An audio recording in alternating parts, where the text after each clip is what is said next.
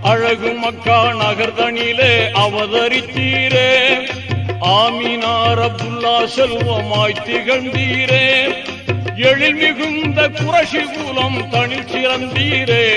இந்த உலகம் வாழ வந்துதித்த யா ரசூலல்லாஹ். பிறக்கும் முன்னே தந்தையாரை இழந்து விட்டீரே. பிறந்த பின் 6ஆம் வயதில் தாயை இழந்தீரே. பெரிய தந்தை ஆதரவில் வளர்ந்து வந்தீரே. பேரருளை பெற்ற பயகம்பரே யா ரசூலல்லாஹ்.